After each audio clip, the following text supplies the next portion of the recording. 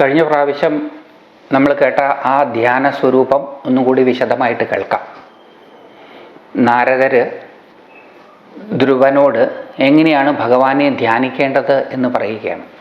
ഇവിടെ യോഗശാസ്ത്രത്തിലെ അഷ്ടാംഗ യോഗത്തിലെ അവസാനത്തെ 3 അംഗങ്ങൾ ധാരണ, ധ്യാന, സമാധികൾ, ഈ 3 എണ്ണം ധാരണ, ധ്യാന, സമാധികൾ ഒരുമിക്കുകയാണ്. ഇതിനെ 3നെയും കൂടി ചേർത്തിട്ടാണ് ഇവിടെ ധ്യാനം എന്ന് വിശേഷിപ്പിക്കുന്നത്.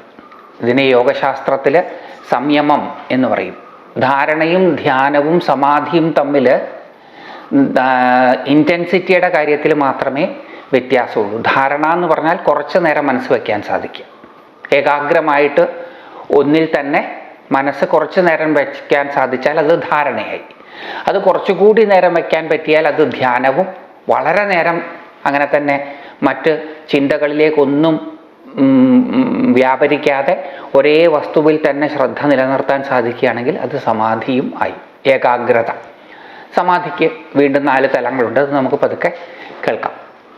അപ്പോൾ ഇവിടെ ധാരണാധ്യാന സമാധികളെ ഒരുമിച്ചാണ് ധ്യാനം എന്ന് വിശേഷിപ്പിക്കുന്നത്. അപ്പോൾ ആ ധ്യാന സ്വരൂപം ഭഗവാനെ എങ്ങനെയാണ് ധ്യാനിക്കേണ്ടത് എന്ന് പറയുകയാണ്. ഭഗവാനെ ഏത് രീതിയിൽ വേണമെങ്കിലും ധ്യാനിക്കാം, ഏതു രൂപത്തിൽ വേണമെങ്കിലും ധ്യാനിക്കാം, ഏതു വസ്തുവിൽ വേണമെങ്കിലും ധ്യാനിക്കാം.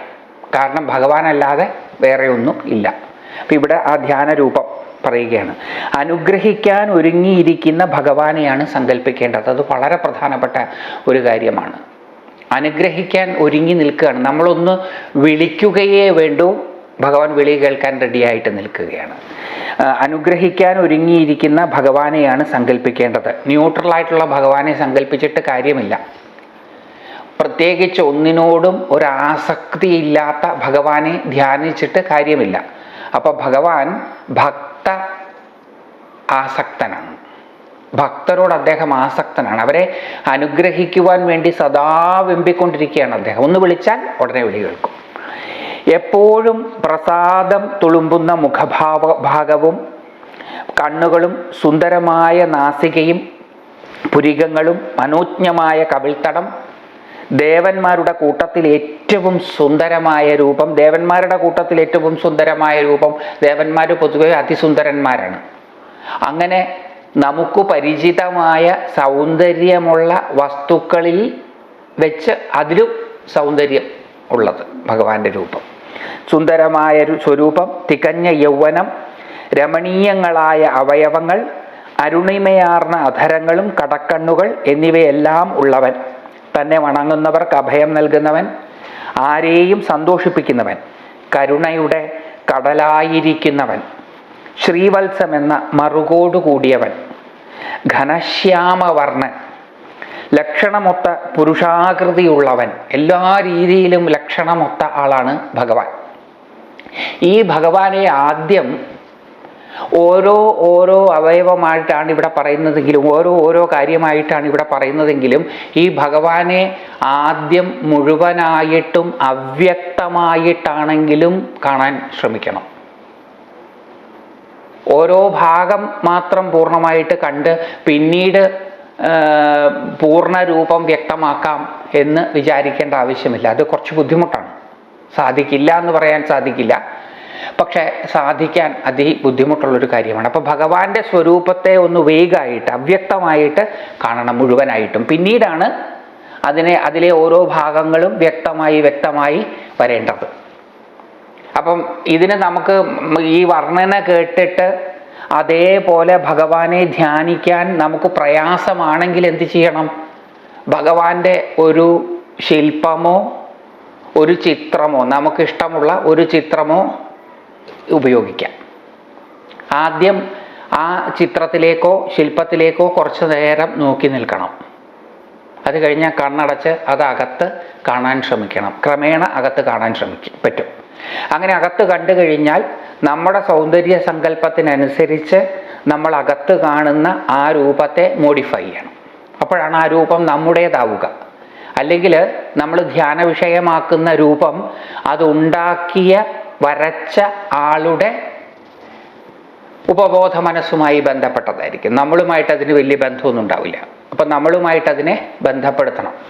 അപ്പം അതുകൊണ്ട് ആദ്യം ഒന്ന് അവ്യക്തമായിട്ടെങ്കിലും മുഴുവനായിട്ടും കാണണം, പിന്നീട് അതിലെ ഓരോ ഭാഗവും വ്യക്തമായി കാണണം. ഘനശ്യാമവർണ്ണൻ, ലക്ഷണമൊത്ത പുരുഷാകൃതിയുള്ളവൻ, വനമാലി, ശംഖചക്ര ഗദാപത്മങ്ങൾ ധരിച്ചിട്ടുള്ള 4 തൃക്കൈകളോട് കൂടിയവൻ, കിരീടം, കുണ്ടലം, കേയൂരം, വലയം, കൗസ്തുഭം എന്നീ ഭൂഷണങ്ങൾ യഥാസ്ഥാനങ്ങളിൽ അണിഞ്ഞിട്ടുള്ളവൻ, മഞ്ഞപ്പട്ടുടയാടയണിഞ്ഞവൻ, മിന്നിത്തിളങ്ങുന്ന കനകനിർമ്മിതമായ നൂപുരങ്ങൾ കാലിൽ ധരിച്ചിട്ടുള്ളവൻ, ദർശനയോഗ്യമായ സ്വരൂപത്തോട് കൂടിയവൻ. കാണാൻ ഭംഗിയുള്ളതായിരിക്കണം ഈ രൂപം. കാണുന്നവരുടെ കണ്ണുകൾക്കും മനസ്സിനും പരമാനന്ദവും ശാന്തിയും പ്രദാനം ചെയ്യുന്നവൻ. കാണുന്ന കാഴ്ചകൾ മനസ്സിനെ സ്വാധീനിക്കും. അതുകൊണ്ടാണ് ആവശ്യമില്ലാത്തതൊന്നും കാണുകയോ കേൾക്കുകയോ ചെയ്യരുത് എന്ന് പറയുന്നത്. ആവശ്യമില്ലാത്തത് കാണുകയോ കേൾക്കുകയോ ചെയ്യാൻ ഇടവരികയാണ് എങ്കിൽ അത് ഉള്ള മനസമാധാനത്തെ ഇല്ലാതാക്കും. അപ്പോൾ കണ്ണിന് കാണാൻ സുന്ദരമായത് കാണാൻ ഇടവന്നാൽ സന്തോഷമുണ്ടാകും. അതുകൊണ്ടാണ് ഭഗവാനെ കാണാൻ സുന്ദരമായ രൂപത്തിൽ ധ്യാനിക്കണം എന്ന് പറയുന്നത്. അപ്പോൾ ഭയാനകമായ രൂപങ്ങളെ ധ്യാനിക്കുന്നതോ, ആ ഭയാനകങ്ങളായ ഭീതിതങ്ങളായ രൂപങ്ങളിൽ പോലും സൗന്ദര്യമുണ്ട്. ആ സൗന്ദര്യത്തെ ആസ്വദിക്കാൻ പറ്റുന്നവർക്കാണ് അങ്ങനെയുള്ള ധ്യാന രൂപങ്ങൾ പറയാറ് പതിവ്. സാധാരണ എല്ലാവർക്കും അത് പറ്റിക്കൊള്ളണം എന്നില്ല.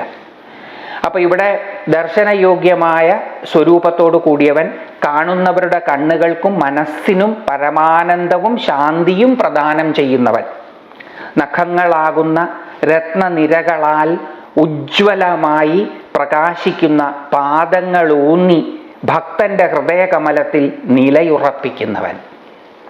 അദ്ദേഹം എവിടെയാണ് നിൽക്കുന്നത്? ഭഗവാൻ നിൽക്കുന്നത്, ഭഗവാന്റെ സ്ഥാനം എന്ന് പറയുന്നത് ഭക്തരുടെ ഹൃദയ കമലമാണ്. ഭക്തരുടെ ഹൃദയകമലത്തിൽ നഖങ്ങളാകുന്ന രത്നനിരകളാൽ ഉജ്ജ്വലമായി പ്രകാശിക്കുന്ന പാദങ്ങൾ ഊന്നി നിൽക്കുകയാണ് അദ്ദേഹം.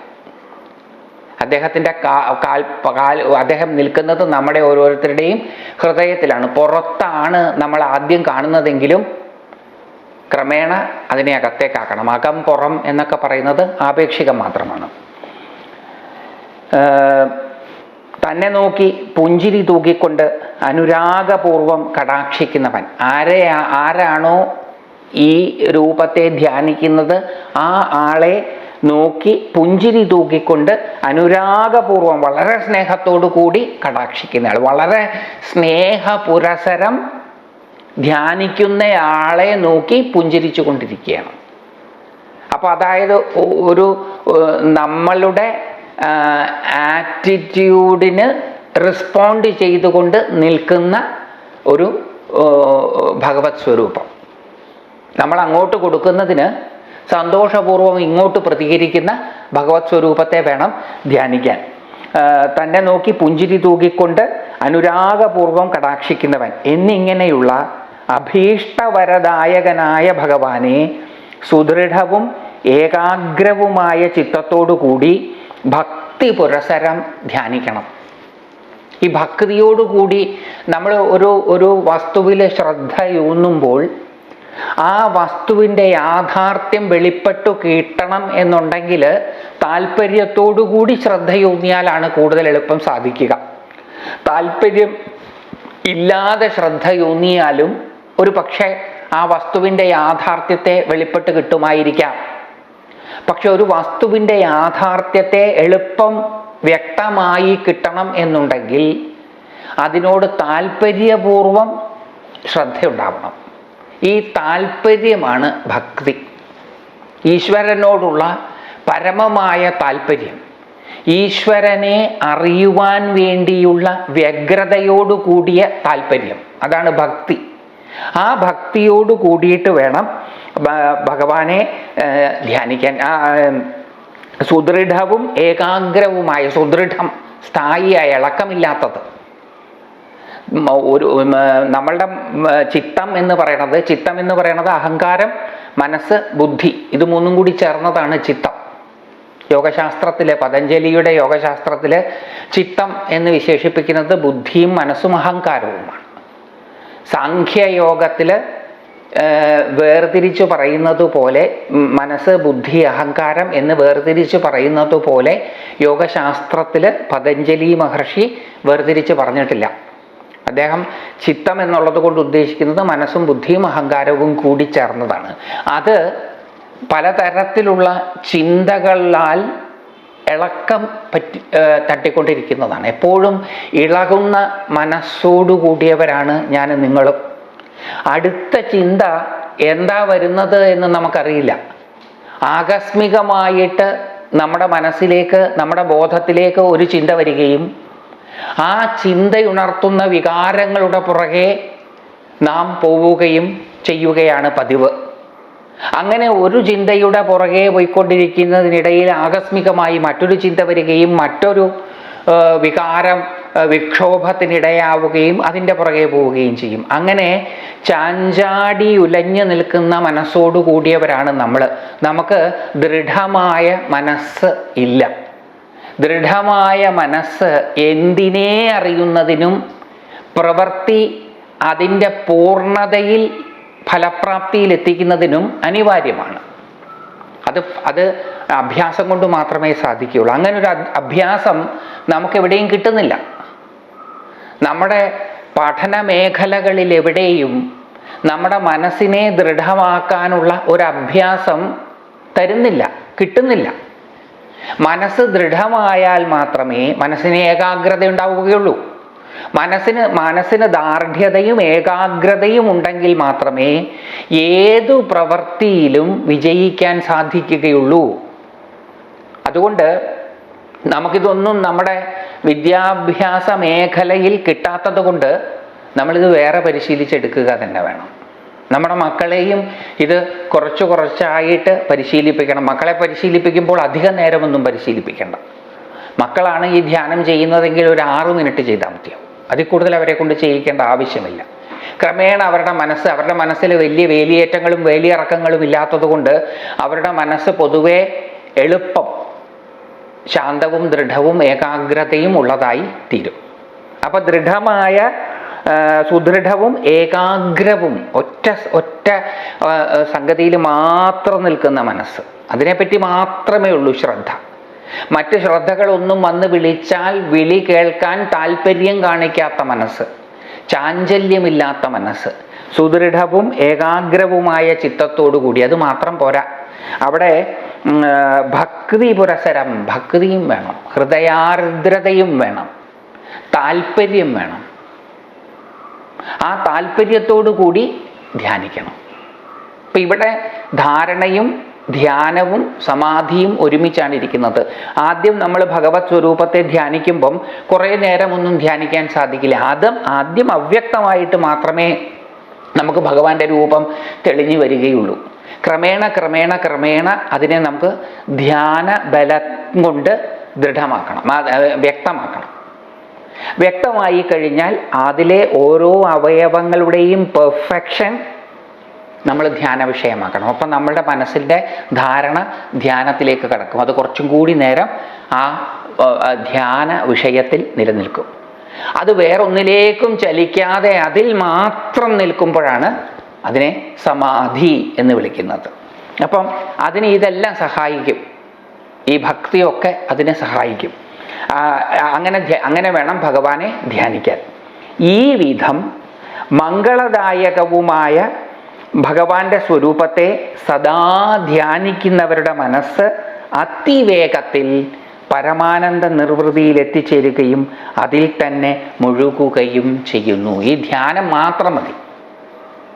ഇവിടെ ഒരു പ്രത്യേകതയുള്ളത്, അധികം പഠനത്തിൻ്റെ ഒന്നും ആവശ്യമില്ല. ഈ സ്വരൂപം ധ്യാനിക്കാൻ പരിശീലിച്ചാൽ ക്രമേണ ഈ പറയുന്ന അവസ്ഥയിലേക്ക് ഏതൊരാൾക്കും എത്തിച്ചേരാൻ സാധിക്കും.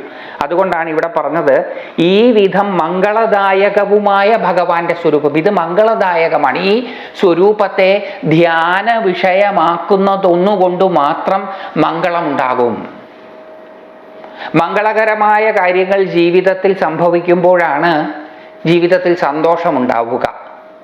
അപ്പോൾ ഈ ധ്യാനം ഒന്നുകൊണ്ട് മാത്രം ജീവിതത്തിൽ സന്തോഷമുണ്ടാകത്തക്ക വിധത്തിലുള്ള കാര്യങ്ങൾ സംഭവിക്കും.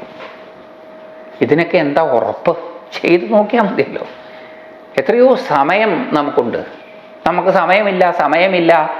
സമയമില്ല എന്ന് പറയുമ്പോഴും നമുക്ക് സമയമുണ്ട്. നമ്മൾ ആ ഉള്ള സമയം ഇതിന് വിനിയോഗിക്കാൻ തൽപരരല്ല എന്ന് മാത്രമേ ഉള്ളൂ.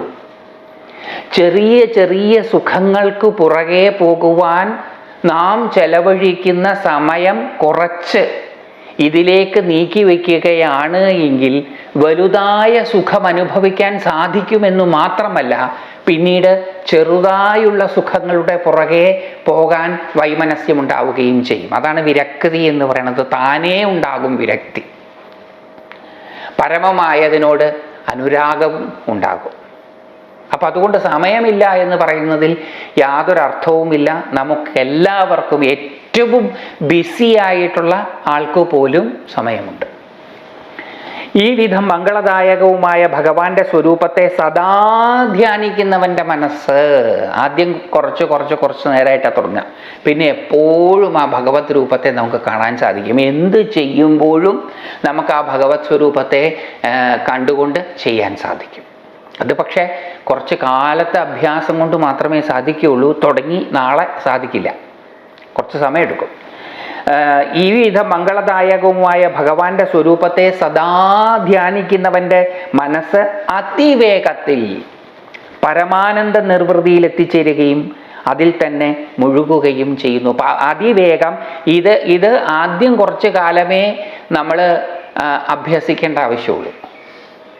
കുറച്ച് കാലം കഴിഞ്ഞാൽ ഇത് നമുക്ക് സഹജമായിത്തീരും, ശീലമായിത്തീരും. ഇതൊരു ശീലമായി തീരുമ്പോൾ അതിവേഗം പരമാനന്ദ നിർവൃതിയിൽ എത്തിച്ചേരും. പരമാനന്ദ നിർവൃതിയിൽ എത്തിച്ചേരാൻ വേറെ ഒന്നിൻ്റെയും സഹായം ആവശ്യമില്ല. ഭക്തി പുരസരം ഭഗവാനെ ധ്യാന വിഷയമാക്കുകയാണ് എങ്കിൽ ക്രമേണ എന്ന് പറയാൻ കാരണം ഇതൊരു ശീലമായി വരേണ്ടുന്ന ഒരു സമയമെടുക്കും. ഏത് ഒരു കലയും ഏതൊരു കഴിവും അഭ്യാസം കൊണ്ടാണ് സ്വായത്തമാക്കാൻ സാധിക്കുക. നമ്മൾ ഇപ്പോൾ ക്രിക്കറ്റ് കളിക്കുന്നവരുടെ കഴിവുകൾ കണ്ടിട്ടുണ്ട്, ഫുട്ബോൾ കളിക്കുന്നവരുടെ കഴിവുകൾ കണ്ടിട്ടുണ്ട്, അഭിനയിക്കുന്നവരുടെ കഴിവുകൾ കണ്ടിട്ടുണ്ട്. അവരൊക്കെ അനായാസമാണ് അവരുടെ കഴിവ് വിനിയോഗിക്കുന്നത്. പക്ഷേ ആ അനായാസകരമായ കഴിവ് വിനിയോഗിക്കാൻ അവർക്ക് കുറച്ച് കാലം അഭ്യസിക്കേണ്ടി വന്നിട്ടുണ്ട്. നല്ല പാട്ടുകാരെ കണ്ടിട്ടില്ലേ, എത്ര എളുപ്പം അവർ പാടുക. പക്ഷെ ആ എളുപ്പം പാടാൻ വേണ്ടിയിട്ട് അവർ ഒരുപാട് അഭ്യസിച്ചിട്ടുണ്ട്. അപ്പം അഭ്യാസം ആവശ്യമാണ് എന്തും അനായാസമായി തീരാൻ. അങ്ങനെ അനായാസമായി തീരുമ്പോഴാണ് അതിവേഗത്തിൽ പരമാനന്ദ നിർവൃതിയിൽ എത്തിച്ചേരുകയും ചേർന്ന് അവിടെ തന്നെ നിന്നില്ലെങ്കിലോ അവിടുന്ന് ചിലപ്പോൾ താഴോട്ട് വരില്ല, അതിൽ തന്നെ മുഴുകുകയും ചെയ്യുന്നു. ആ പരമാനന്ദ നിർവൃതിയിൽ സദാ ലയിച്ചിരിക്കുവാൻ ഈ ധ്യാനം നമ്മളെ പ്രാപ്തമാക്കും. ഇനി അങ്ങോട്ടുള്ള ഭാഗവതം കേട്ടില്ലെങ്കിലും കുഴപ്പമില്ല. ഇത്രയും കേട്ട് ഇതിനെ സ്വാംശീകരിച്ച് ഇത് അഭ്യസിക്കാൻ തുടങ്ങിയാൽ അത് മതി പരമാനന്ദ ലബ്ധിക്ക്.